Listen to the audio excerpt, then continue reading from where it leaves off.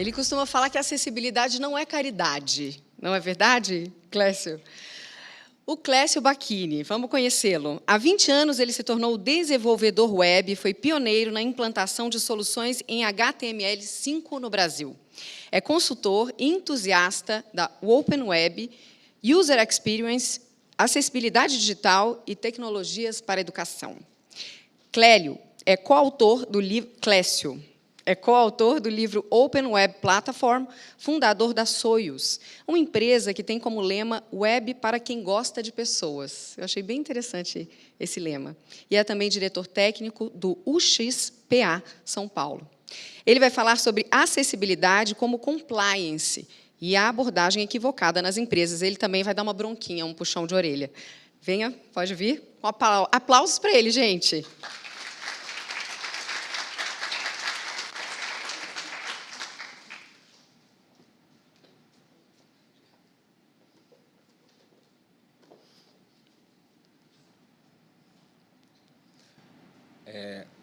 Primeiramente, muito obrigado pelo convite, né?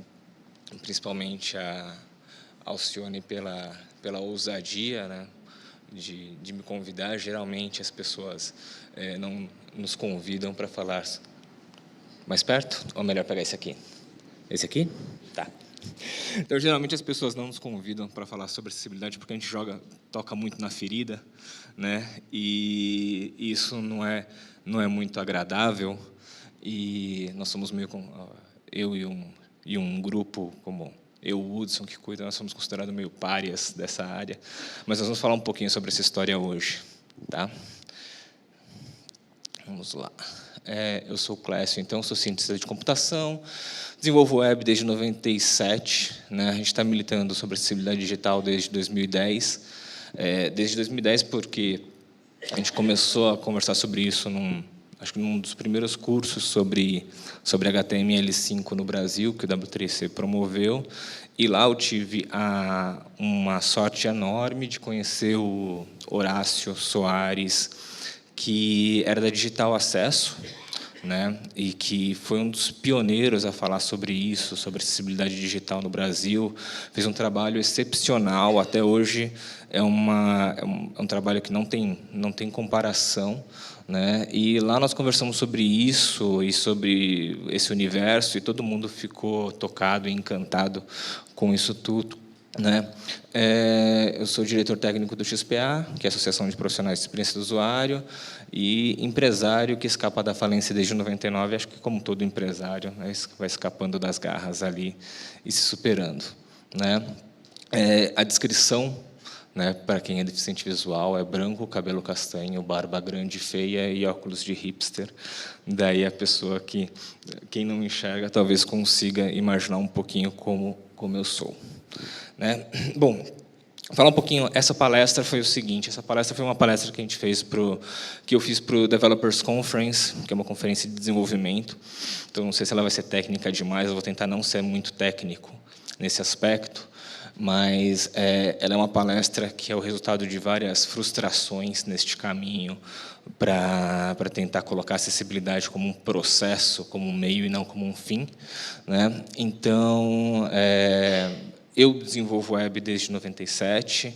Meu foco sempre foi interfaces, né? Interfaces fáceis, interfaces que depois isso se tornou interfaces acessíveis, né? Essa sempre foi minha linha de estudo, tentar ter um design universal. A gente veio pesquisando o que a Apple fazia, ou o que a Xerox fazia nos anos 60 e 70, depois que a Apple fazia nos anos 80, sempre foi essa área de tentar fazer a coisa ser fácil, né? As pessoas em ciência da computação, elas têm uma tendência a desprezar o usuário, né? Ela tem esse negócio de tentar, sou eu e eles. Então, eu aqui, um Deus máximo, programador, e eles, o resto da humanidade, né? O que a gente tenta fazer é juntar esses dois mundos, né?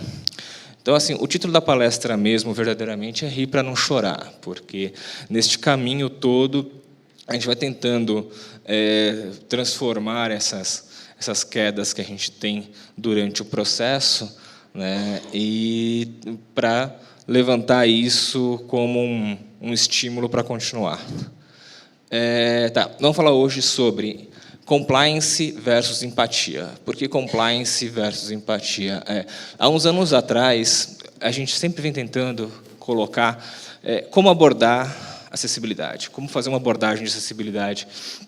E todas as abordagens esbarravam em é caro, não é prioridade, não é do meu interesse, e daí um dos meios que a gente teve para tentar colocar um tempo atrás acessibilidade nas empresas, nos projetos, era um meio de compliance, né? E o que é compliance?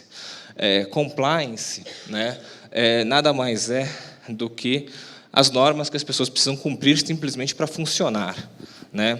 Então, já que a abordagem por uma sensibilização não estava funcionando, a gente tentou falar assim, então vamos bater no jurídico, né? Talvez se a gente bater assim, olha, você não está cumprindo a lei, você vai ter um prejuízo, etc., etc., talvez isso seja algo que sensibilize, né?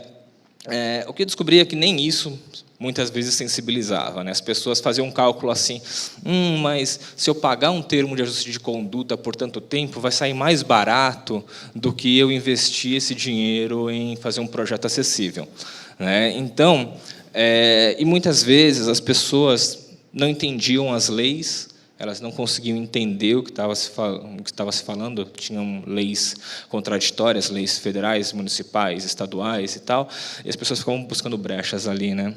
Então, essa primeira abordagem de compliance foi uma abordagem que a gente teve uns anos atrás, né? E agora a gente parte para uma abordagem de empatia, né? Que é a capacidade de se identificar com outra pessoa, de sentir o que ela sente, de querer o que ela quer, de compreender o modo como ela compreende, né? Então, assim, na verdade, quando você fala em acessibilidade, você está falando de design universal, o que você está falando é que simplesmente tente imaginar que as pessoas têm dificuldades e você tem que fazer um projeto levando isso em consideração. Não tem nada muito complicado nesse negócio, né? Não é muito complexo de entender isso, né? Beleza, vamos lá. Mas daí o que acontece? Desde há acho que faz 2 anos que surgiu a LBI, né? E começou a acontecer um fenômeno muito estranho. As empresas começaram a correr atrás de acessibilidade. É um fenômeno muito esquisito, né? E daí elas começaram a procurar pessoas que falassem sobre acessibilidade, né? E daí elas começaram a falar coisas esquisitas como, olha, o jurídico fez uma avaliação e descobriu que eu tenho que colocar uma barra de acessibilidade, né? Daí você fala assim, tá, você me chamou aqui, você quer um projeto acessível? Não, eu quero resolver um problema jurídico, né? É um problema jurídico, não é um problema, eu não estou nem aí para as pessoas, né? Eu quero resolver um problema jurídico. Eu falei assim, tá, eu acho que você chamou a pessoa errada. Aqui a gente veio para tentar fazer um projeto acessível, tentar melhorar a vida das pessoas, ou mesmo assim, não é isso por bondade ou por caridade nem nada. A gente vai fazer isso porque, em algum momento da vida, no mínimo metade da população vai ter algum tipo de dificuldade de acessibilidade. Ponto. Assim, temporária ou permanente. Então, quando você despreza a acessibilidade, você está desprezando simplesmente metade da população, você joga fora a metade da população. Isso pensando friamente como consumidores, né? Só que as pessoas têm aquele tendência aquilo que foi falado, de pensar que deficiência é simplesmente uma coisa visível. Olha, é o que eu vejo, é o que aparece, né? Mas daí, o que a gente foi procurando, né? Fomos procurando olhar a lei para ver o que era, como se apontava a questão de acessibilidade, né? Então, primeiro, a Lei Brasileira de Inclusão, aqui a gente está falando de digital, que é mais a minha área, mas cabe para tudo, né? Ela fala que é obrigatória a acessibilidade nos sítios de internet mantidos por empresas com sede ou representação comercial no país ou por órgãos de governo para uso da pessoa com deficiência. garantindo-lhes acesso às informações disponíveis, conforme as melhores práticas de diretrizes de acessibilidade adotadas internacionalmente, né? Ou seja, absolutamente aberto, né? Isso quer dizer que, assim, faça acessibilidade como se faz lá fora e pronto, não tem diretriz nenhuma, né? E assim, os sítios devem conter um símbolo de acessibilidade em destaque, o que também não ajuda em absolutamente nada. Mas ok, é isso, só isso é o que a LBI diz. Ela não diz como a descrição do site tem que ser feita, como a descrição de imagem tem que ser feita, como a acessibilidade funciona, não diz nada disso. Então as pessoas pegaram isso aqui e falaram assim, legal, como é que eu carimbo o meu site como acessível, né? Mas, se você pega ali diretrizes de acessibilidade adotadas internacionalmente, você vai ver isso aqui. O Brasil ratificou um decreto de 2009 da Convenção da Pessoa com Deficiência, e que daí lá fala assim, promover acesso de pessoas com deficiência a novos sites e sistemas de tecnologia de informação e comunicação, inclusive a internet. Promover, desde a fase inicial, a concepção, desenvolvimento, produção, disseminação de sistemas de tecnologia de informação e comunicação, a fim de que esses sistemas de tecnologia se tornem acessíveis a custo mínimo. Daí, legal. Então, o Tratado da ONU aponta para onde? O Tratado da ONU aponta, né? Bom, antes do tratado tem o EMAG, né? O que aconteceu com as empresas? Elas olharam aquilo, viram um Tratado da ONU, também não diz muita coisa, e daí, a partir do ano passado, elas começaram a falar assim, quem faz acessibilidade é obrigado? O governo. E o governo usa o quê? O governo usa o EMAG. Só que daí elas pegaram a versão do EMAG, que não era a última. Eles pegaram a versão do EMAG do começo dos anos 2000 e começaram a fazer essa aplicação. Mas daí você vai pegar o EMAG novo, ele fala assim, a recomendação do EMAG permite a implementação de acessibilidade. O que ele está falando aqui, basicamente, é que ele aponta para o documento internacional, que é o WCAG. O que é o WCAG? WCAG é um estudo muito amplo sobre acessibilidade digital, que foi feito internacionalmente, promovido pelo W3C. E o WCAG, basicamente, eu acredito que é o documento mais completo sobre acessibilidade digital. E não só, ele é tão completo que, quando você segue o WCAG, até um impresso fica melhor. Então, ele tem toda essa tratativa. Então, não tem muito segredo, né? Todos os caminhos acabam apontando, né? Ele fala assim, mesmo o EMAG não exclui qualquer boa prática do WCAG, né? E daí você vai dar uma olhada do WCAG, né? As diretrizes de acessibilidade de conteúdo web, que é o WCAG, abrangem diversas recomendações com a finalidade de tornar o conteúdo da web acessível.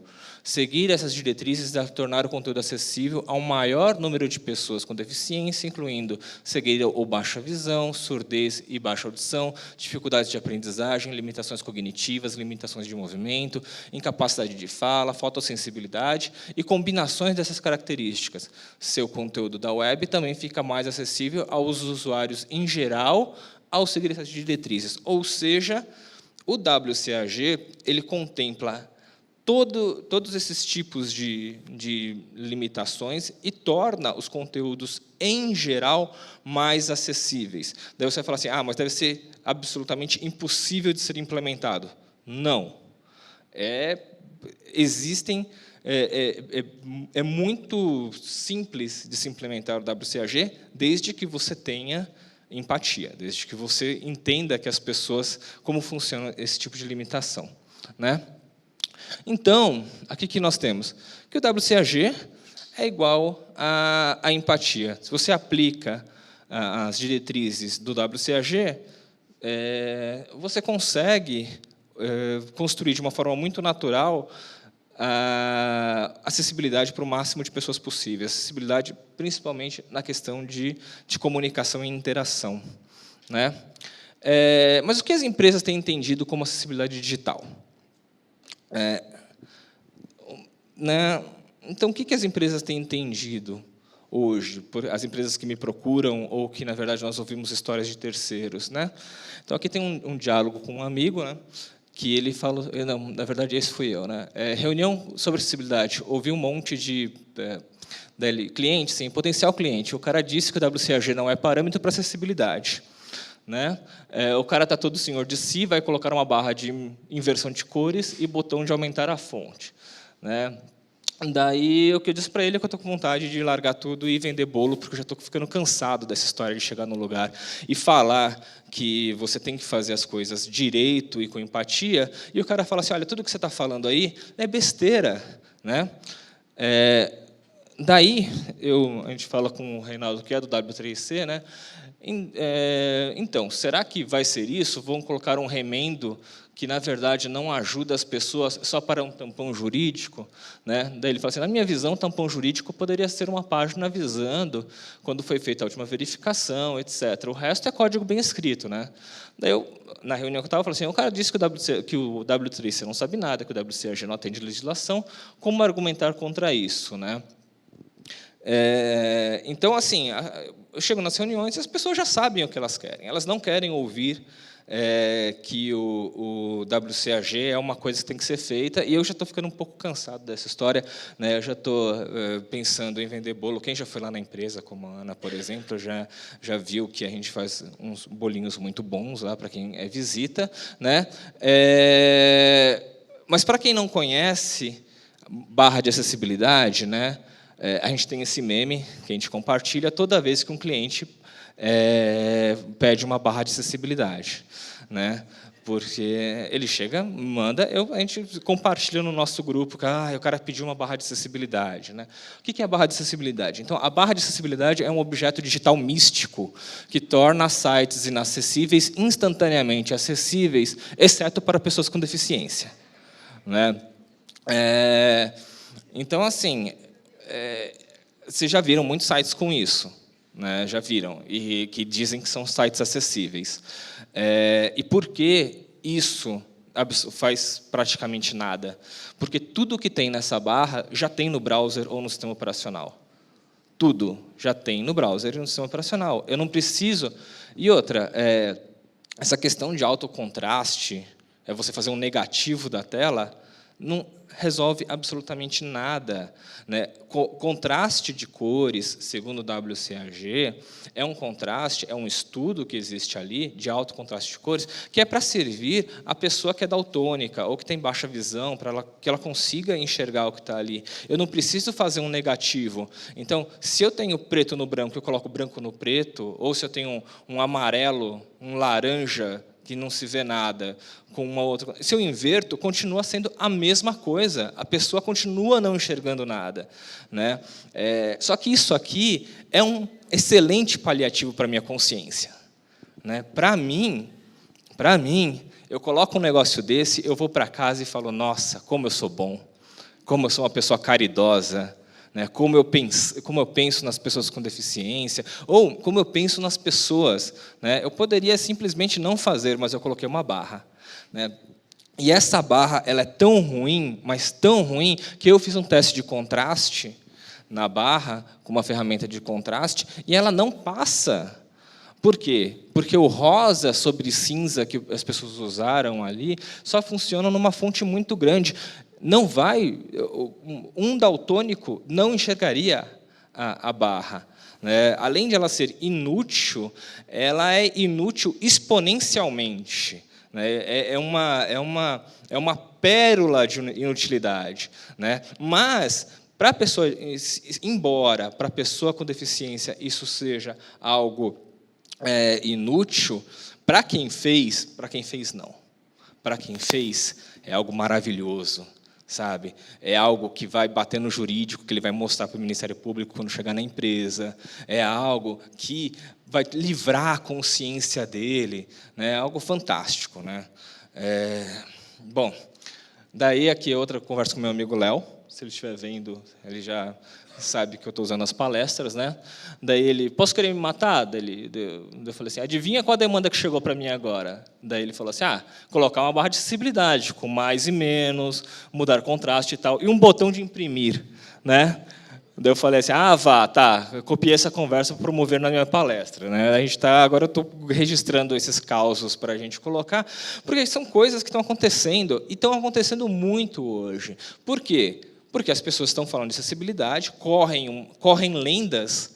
Né? Por exemplo, no mercado editorial, correu uma lenda de que alguém foi processado no interior do Rio Grande do Sul, e daí todo mundo começou a se movimentar para fazer acessibilidade e tal, e começaram a fazer tudo errado. E o que acontece é que esse barulho gera muito oportunismo, muita gente mau caráter.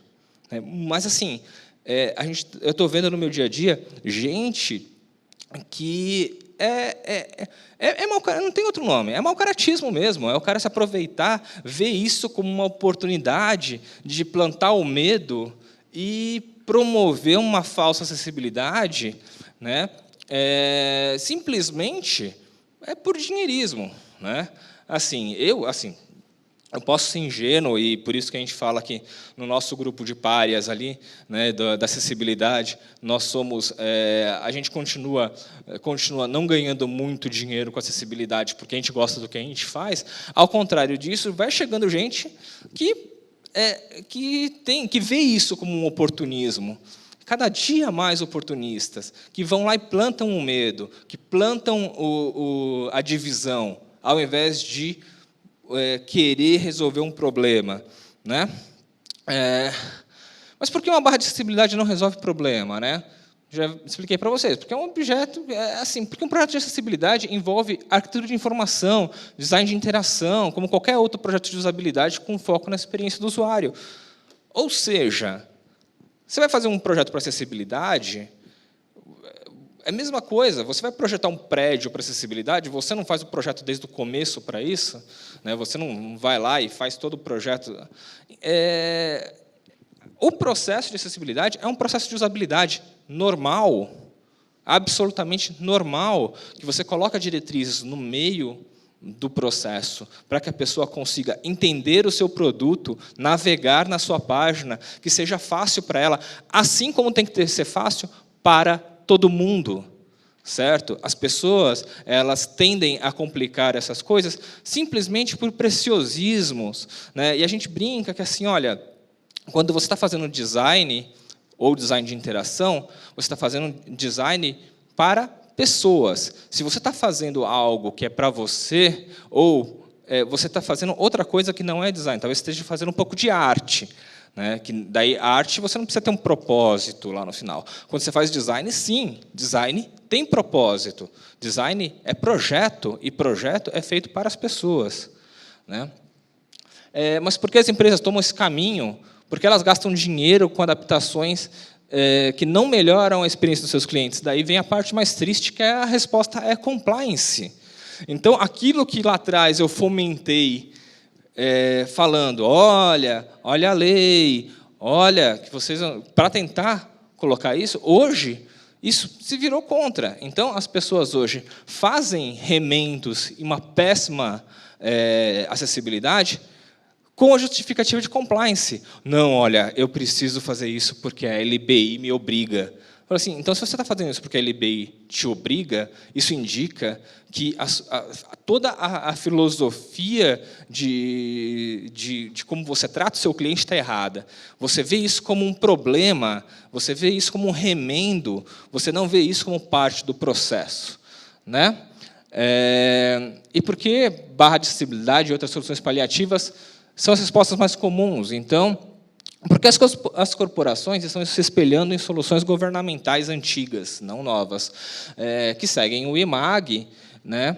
Mas o IMAG antigo tinha essas questões, mas isso já foi passado, né? O IMAG é uma excelente iniciativa, tanto que foi modernizado. Hoje ele segue as diretrizes do WCAG, como a gente vai ver aqui, na última linha ali. O IMAG não exclui qualquer boa prática de acessibilidade do WCAG. Ou seja, quando eu cheguei na empresa e ele virou para mim e falou assim, olha, o IMAG não serve porque eu estou copiando um site do governo que tem barra de acessibilidade, ele não viu as diretrizes novas que falam que isso aponta para o WCAG. Ou seja, faça seu projeto direito.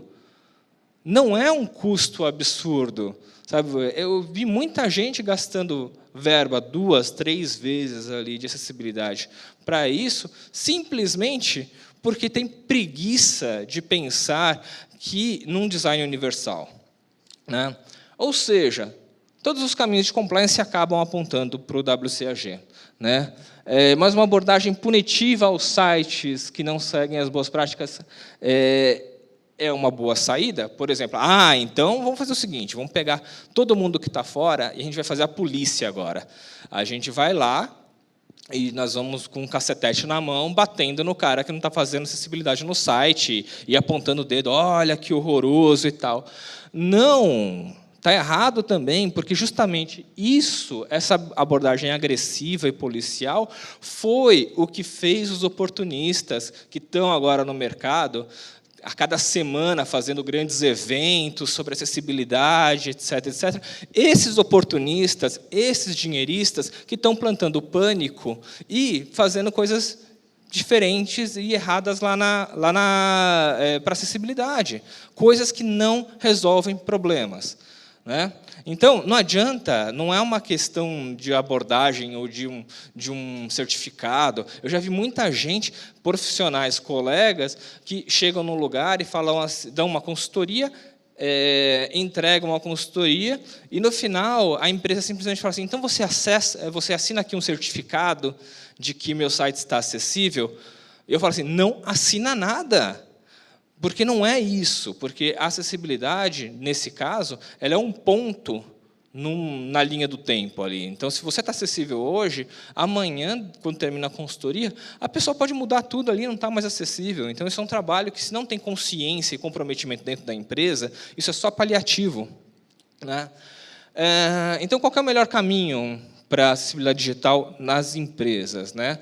Que a acessibilidade digital seja tratada como um processo natural, né, que faz parte da etapa de usabilidade de qualquer projeto. Ou seja, se eu vejo acessibilidade como algo que é uma cereja no bolo, que é algo fora, que é algo à parte, isso, para mim, vai ser um peso. Se eu coloco acessibilidade como algo absolutamente natural, em que todo mundo tem consciência na sua equipe, desde o designer até o programador, até o gerente de projetos, todo mundo sabe que tem acessibilidade, porque, ainda bem que lá na empresa, como a gente tem feito isso há muitos anos, a pessoa bate o olho no design e fala assim, opa, isso aqui não passa, isso aqui está errado, essa navegação está errada. Né, em qualquer ponta do processo, porque todo mundo tem consciência da acessibilidade, ou da importância da acessibilidade. Né? Não é um negócio que o cara vai pensar que tem que fazer algo extra. Né? Então, isso tem que ser um processo absolutamente natural. É um projeto de usabilidade natural. Né? Então, assim, qual a abordagem adequada? Quais passos a seguir? Primeira abordagem, todos os projetos novos devem seguir boas práticas de acessibilidade. Ponto. Começou o projeto, tem que ter acessibilidade. Ponto. Hoje, não tem possibilidade de você começar um projeto e depois falar assim, vamos pensar em acessibilidade no final e fazer um remendo? Não. Projeto novo tem que considerar acessibilidade. E como? Nos processos de usabilidade. Você não vai fazer lá o seu teste do e-commerce para saber se você vai perder o cliente na ponta porque é o X, porque a experiência está ruim. Nessa etapa, você também vai perder a pessoa que não consegue navegar no seu site porque tem algum tipo de deficiência.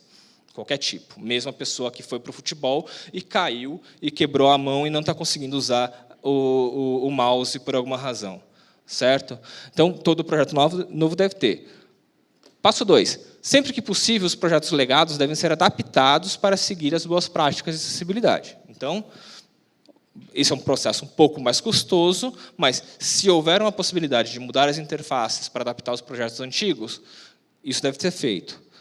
Passo 3. Caso não seja possível uma abordagem de adaptação, os projetos legados devem ter suas interfaces substituídas por novas soluções que sigam as boas práticas de acessibilidade e as diretrizes da Lei Brasileira de Inclusão. Então, assim, projetos muito antigos, você pode até reaproveitar a parte de dados e tal, mas refaça a experiência com uma nova interface. Nós estamos em 2017, é possível. Né? É possível. A gente tem 40 anos de ciência da informação para mostrar para você como fazer isso.